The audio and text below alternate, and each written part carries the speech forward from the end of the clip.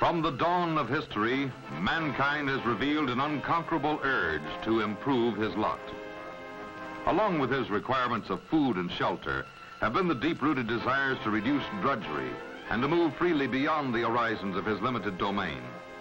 Time and space have always presented their challenge.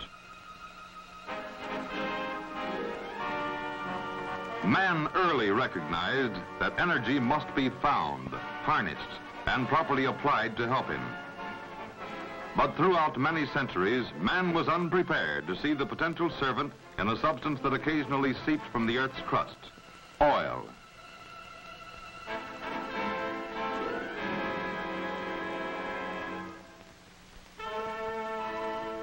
Oil has long been known to mankind. Aware of its unusual burning characteristics, the Babylonians dipped their ceremonial torches in oil and pitch. In drilling wells for water and brine, the Chinese came upon oil 600 years ago. Their energy and power facilities remained, however, limited and primitive. Little did they know that oil such as they encountered would someday be a source of freedom from toil and drudgery. Early American Indians used the oil that they found as a medicine and ointment. And even in the 1800s, petroleum recovered as a nuisance byproduct of brine well drilling was sold as a cure-all. But now the progress of civilization had set the stage for an awakened interest in petroleum. Animal fats and tallow could no longer supply the ever-growing need for candles and lubricants. Whale oil, which had long been the chief illuminant, was becoming scarce, yet the demand for artificial light was increasing. In 1850, a lamp capable of efficiently burning a refined product of petroleum was invented. Petroleum, it seemed, might supply the growing need for lubricants and light, but digging for it at seeps could not supply it in sufficient quantities. The fact that some oil had been found while drilling brine wells suggested the interesting possibility of drilling for oil itself. In 1859, a derrick was constructed near oil seeps at Titusville, Pennsylvania.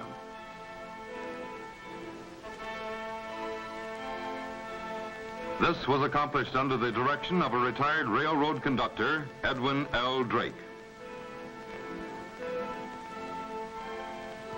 With the assistance of an experienced brine well driller, Uncle Billy Smith, operations finally got underway. Crude handmade tools and a primitive steam engine enabled them to drill at a rate of only 3 feet per day.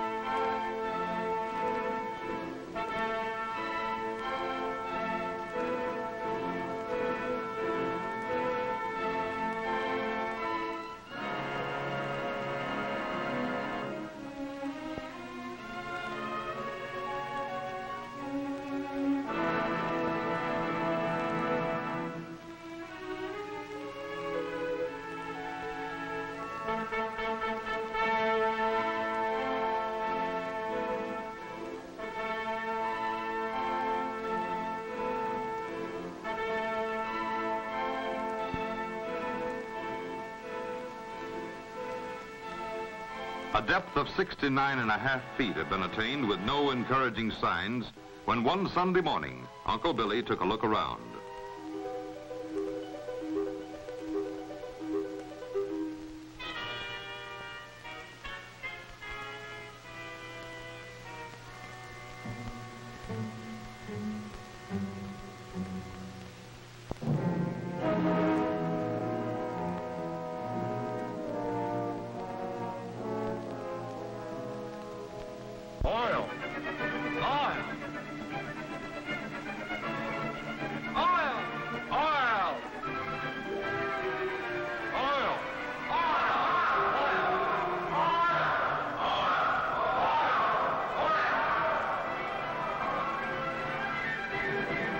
Thus, on that eventful day of August 27th, 1859, Edwin Drake and his associates ushered in a new era. It had now been shown that oil in substantial quantities could be obtained by drilling. With the rapid spread of the news came a fantastic migration of those who saw in this development a possible source of new wealth. The boom was on. Towns and derricks sprang up almost overnight in the vicinity of Drake's discovery. For lack of engines and drilling equipment, many crude but ingenious drilling methods were devised. Strong backs and legs and infinite patience supplied the power to drill only a few feet per day. With the realization that many drillings resulted in expensive and disappointing dry holes, so-called experts with divining rods, luck, and intuition were much in demand.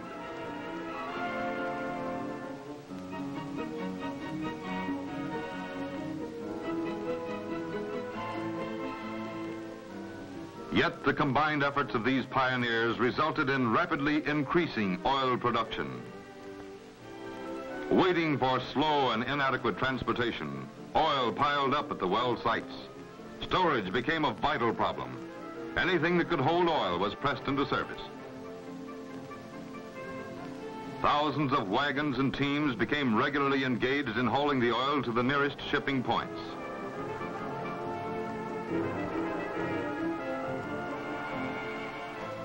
When possible, barges and rafts were employed to carry the oil. Such transportation proved inadequate in supplying the fast-growing market. And so in 1865, the first oil pipeline was laid over a 5-mile distance from Pithole City to the railroad. Within 9 years, a 60-mile trunk line of 4-inch pipe stretched from the oil region to Pittsburgh. Seeing the rapid loss of their revenue to the successful pipelines, the Teamsters fought hard and bitterly. But they could not stop the growing momentum of the industry's progress. Crude refining plants, or stills, boiled and separated the oil into the two items in demand: kerosene for illumination and heavy lubricants. An undesired product, considered dangerous and unusable, was discarded in great quantities. The product was gasoline, the very portion of crude oil that was soon to change the economic and social status of the industry and the country. These refineries were, however, supplying illumination and heat for many homes, and through lubricants were freeing the wheels of a fast-growing industrial machine age. At the turn of the century, a momentous change in the course of the industry was in the offing. The use of oil for light seemed doomed to rapid oblivion.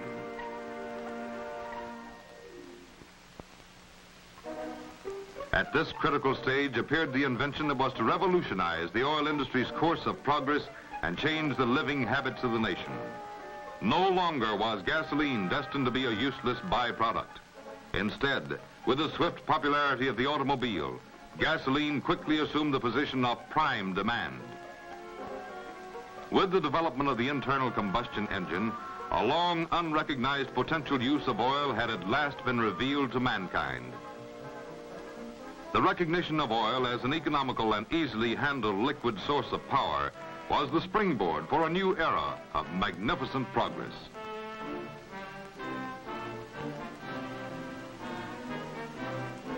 Inspired by the American system of possible reward for risk, discovery and expansion swept westward to the Pacific, the mid-continent, the Gulf Coast, and the Rocky Mountains. The oil industry quickly found its stride in the suddenly stepped-up tempo of progress.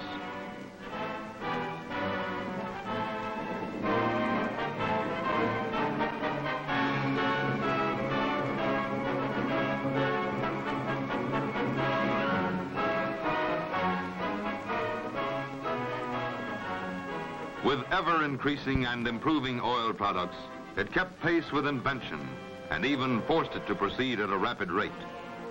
Through enterprise and the accumulation of knowledge, it has now reached a stage of maturity undreamed of even a generation ago.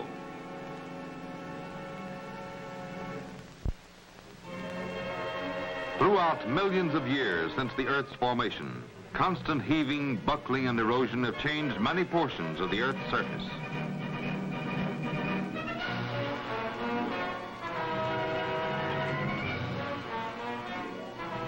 Many areas were repeatedly covered by shallow seas.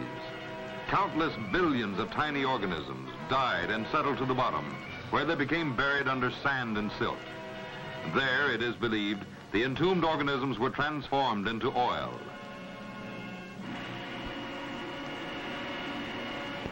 Accumulated pressures of gases, water, and earth sometimes drove the oil through the porous sand and sedimentary rock.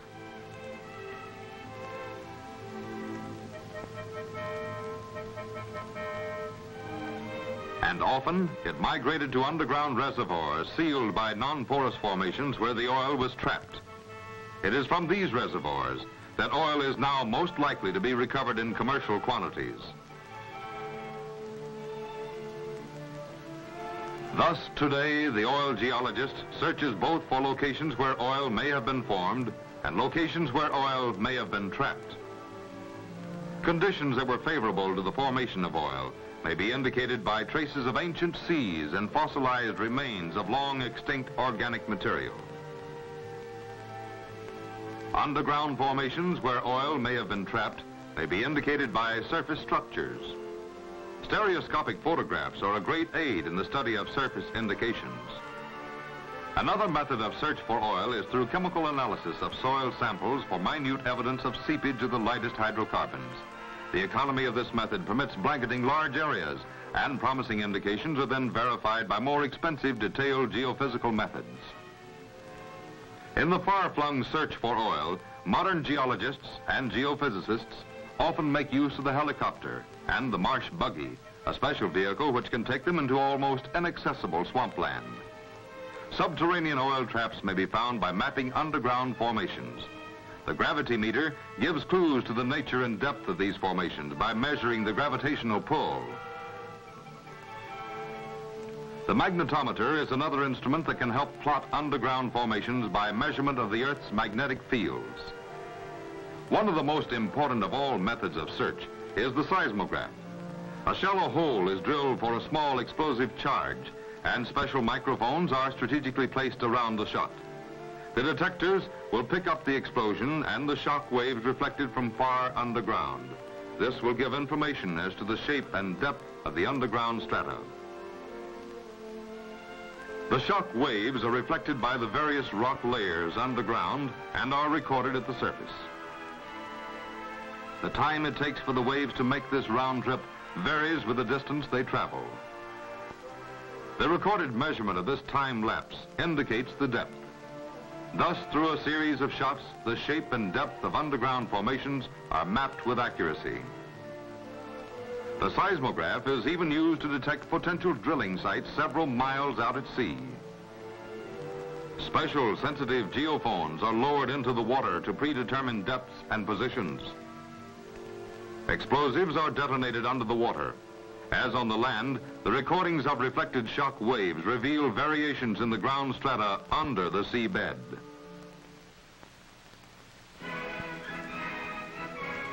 Actual drilling is still the only conclusive step in finding oil. Even today, in new field drilling, only about 1 well in 9 becomes a producer. Costs of drilling a well will average about $77,000, but some wells have cost as much as $1 million. The older cable tool method is still generally used in drilling formations hard enough to stand up well and where low cost rather than speed is the principal consideration. The rotary drilling method, developed since the turn of the century, is now used more extensively. Although more expensive, it is speedier and enables drilling through loose, unconsolidated formations to far greater depths. In drilling to depths of 2 or even 3 miles, the repeated raising, lowering, and handling of the drill pipe to replace the bits is a difficult, time-consuming function.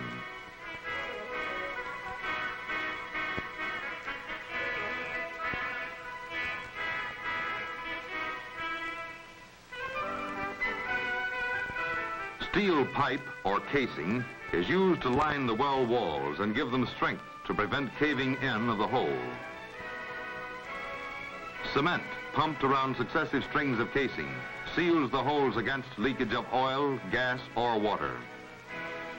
As the drill passes through various types of formations, weight on the drill bit must be suitably adjusted.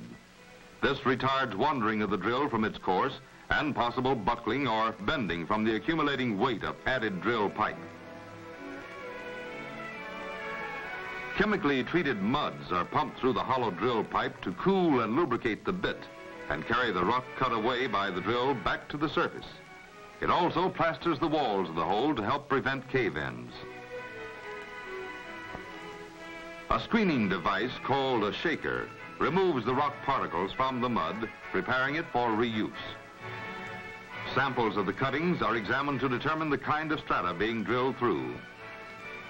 Even the senses of taste and smell are used as an occasional quick test when it is suspected that oil-bearing formations are being approached. Core samples are taken with a special drill bit at some drilling locations. These are sent to field and central laboratories, which test them for porosity, or the volume of small cavities that may contain oil, permeability, or the potential rate of flow through the rock pores, and the oil content of the sample. Still another method of estimating underground conditions is through measurement of electrical resistances at various drilling depths. This process is known as electric logging. During the process of drilling, a special valve at the top of the hole may be closed off in the event of unexpected blowouts. When an oil-bearing formation is reached, the drill is pulled. Heavy muds are used to hold back the flow of oil from natural pressures. Wells are no longer permitted to blow in as dangerous, wasteful gushers. A final string of casing is set. Some wells are shot with explosives, permitting the oil to flow into the well. When the glass-enclosed charges of this perforator are detonated in the hole, powerful jet explosions penetrate the casing and surrounding rock. A small diameter tubing through which the oil will come to the surface is installed. At the surface, a system of valves called a Christmas tree is installed. This controls the flow of oil. Sometimes wells are treated with chemicals or acidized to open up passages in the limestone for the oil to flow through. Other chemicals may be used to stimulate oil flow and prevent water migration to the well. When natural bottom hole pressures are not enough to force the oil to the surface, the well is put on the pump.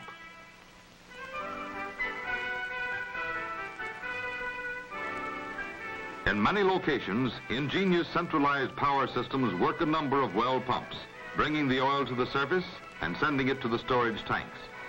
In the present-day application of scientific production methods, the industry is wisely trying to conserve reservoir energy by maintaining subsurface pressures. No longer are wells drilled without regard for adequate spacing.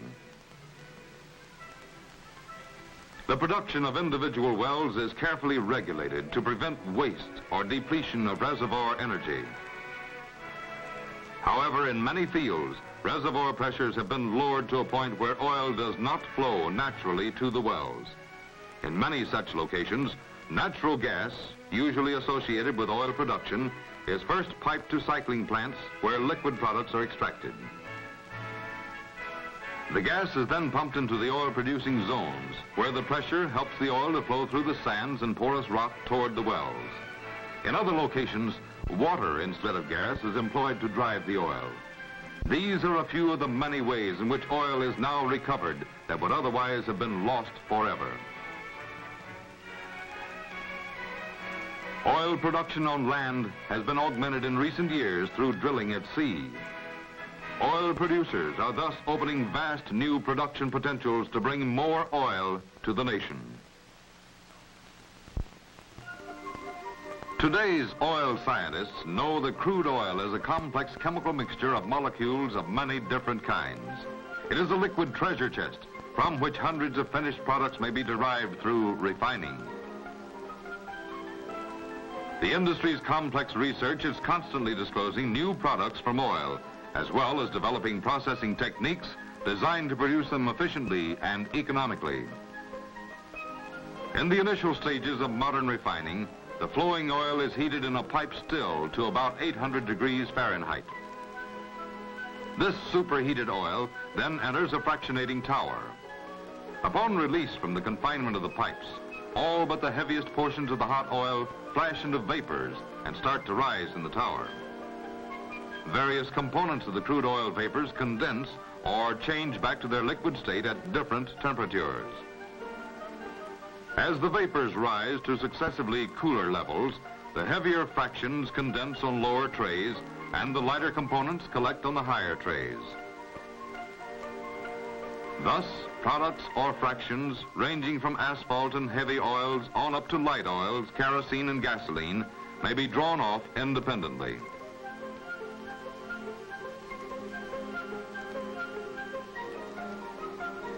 While fractionating or distillation is a process of separating oil components, cracking is a term applied to the process of breaking big molecules of oil into smaller ones to make more of some fractions than would be obtained by ordinary distillation. Through cracking, twice as much gasoline can now be produced from a barrel of oil than with distillation alone. While this may be done through heat and pressure alone, a more modern and efficient method is with the use of a catalyst. Oil vapors are passed to a reactor together with the catalyst. This is a substance that has the ability to change the molecular or chemical structure of the vapors.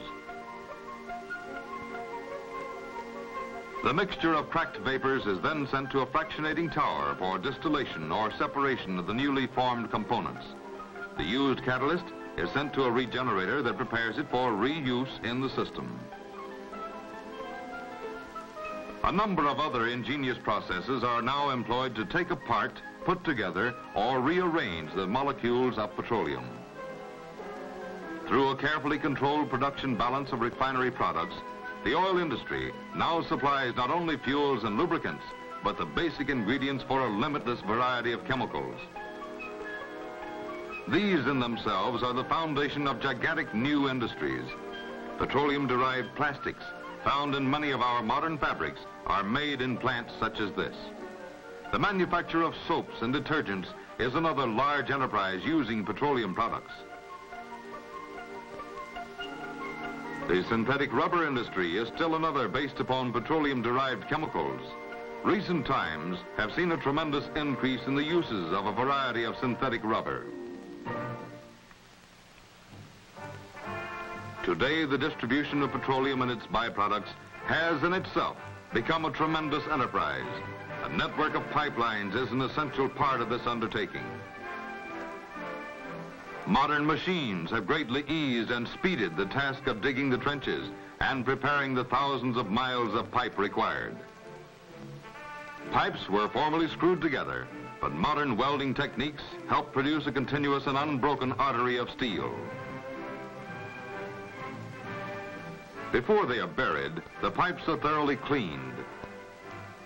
They are next covered with a special compound that resists the corrosive action of the chemicals in the soil. Further protection is given by a smooth spiral wrapping. Thus, the life and serviceability of the lines are prolonged. Nearly 140,000 miles of pipe now carry crude oil to United States refineries.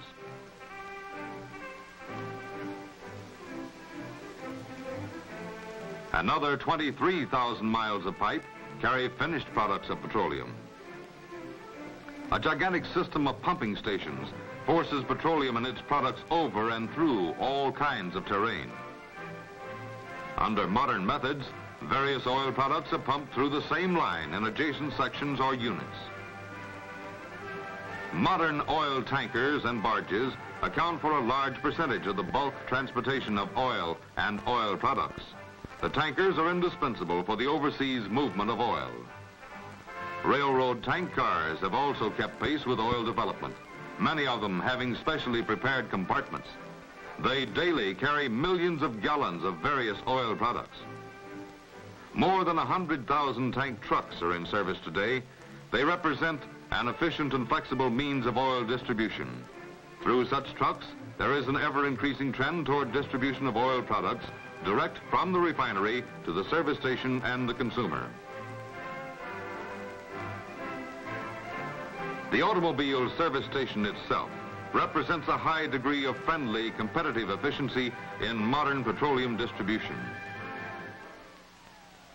Through petroleum, Americans now travel with efficient economical power, while the complex machinery that carries them is protected and lubricated with oil. Beauty and efficiency surround them in the synthetic leathers and fabrics made from petroleum, and in the plastics from the same source. Oil-derived synthetic rubber cushions their ride and seals out noise and weather. The safe, long-lasting tires on which they ride may be made from oil.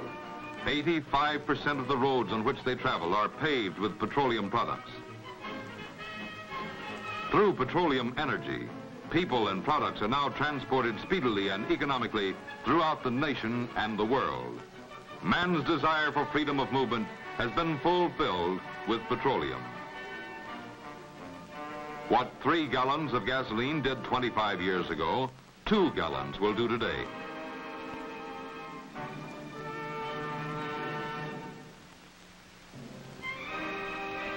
Machines powered by oil now enable the farmer to produce 3 times as much as he could before oil became his faithful ally. Oil heats the farmer's home as well as his brooders. It protects his fruit trees from killing frosts, and oil products are used to spray his trees. No longer a slave to the soil, the farmer has been freed to enjoy a fuller life and an ever-improving standard of living. Through oil, our nation's defenses are maintained with a speedy, mobile army, as well as a fast, hard-hitting air force. Our flexible, long-range Navy and Merchant Marine now move with oil. It has been estimated that the energy available from our current output of petroleum would be equivalent to the labor of about 10 times as many people as there are in the world. The modern $30 billion oil industry is a large factor in the support of our national economy through wide-scale direct and indirect employment. And through a limitless variety of products and uses, it is contributing to nearly every phase of American living.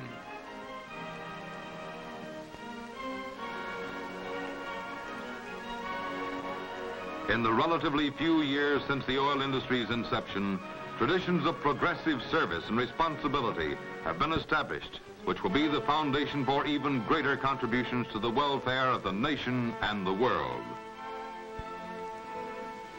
Man may now look with grateful pride at his short but spectacular history of development and use of petroleum.